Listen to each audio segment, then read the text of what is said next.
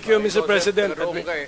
In the course of the hearings, doon nga natin i-establish bakit nga walang pang-operation ang police. So yun ang ating, tatanungin ngayon natin yan. Pero we have run out of time for our hearing this, kanino kay Presidente? Until now, sir. Okay. Until now. Can we excuse the President na? Okay. Sige, Mr. President, by unanimous position, you are now excused from the hearing. Thank you for attending. Thank you, sir. Thank you na, sir.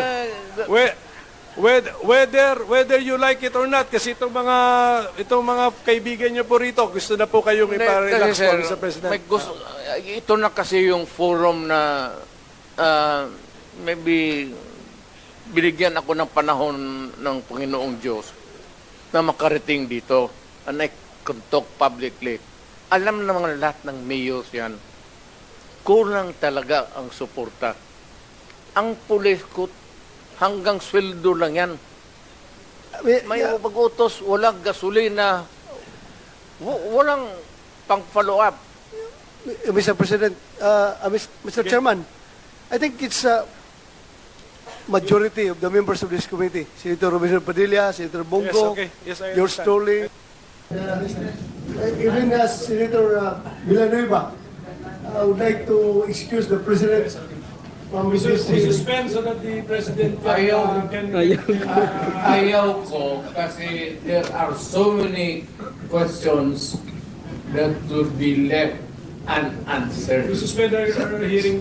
Sir, pag wala ng question, Ubusin natin itong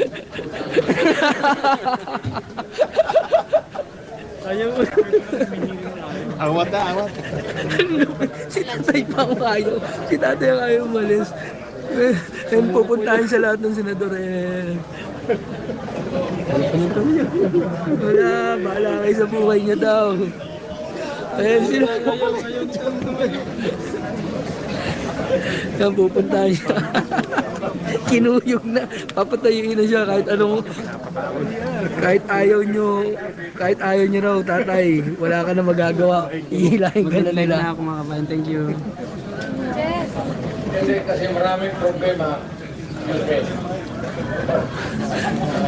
Total, this is a public place.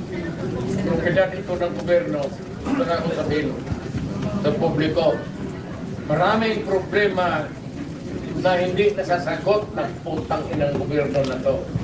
Isa yung gasolina. Walang gasolina. Operation, walang pera yan. Alam mo, kagastos ang polis sa sariling pulsa nila. Thank you, Mr. President. Butit na lang ako yung mayor. Ayan sila. Puro siya problema. Balik na naman. Sige. Pagod na si tatay talaga. Operation ko, bigay gasolina, bigay pera. Ayaw niya talaga umalis. Ayun na si tatlong senador natin.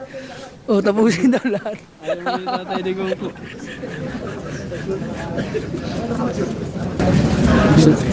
Senado na sumupo yung tatay. Ayan, kita nyo ba si Kuya Epe, nandito pa rin hanggang ngayon. Tulak natin maglabas na kay... Baka magtanong, ilang pinatay? Oo, nandiyan si Kuya.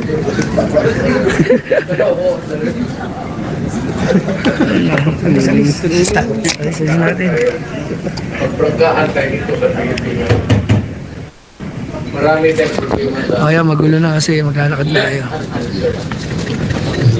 Alam mo, unang pera. Pera sa operation, pera sa gasolina. Wala talaga. Sige ka lang puto sa pulis dyan. Sol. Ang pulis. Ayaw ko. Ayaw talaga ni tatay. Ayaw tumayo. Senator, kunin ko na lang itong public forum ko. Total, government property na ito.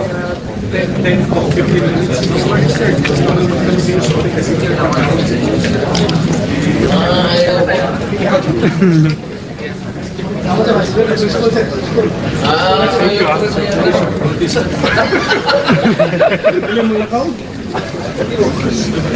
Hindi. Biro na pala.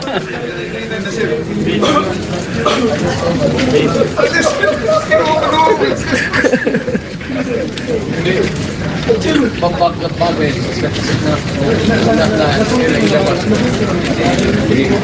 Yung problema talaga ng I hope Congress I hope really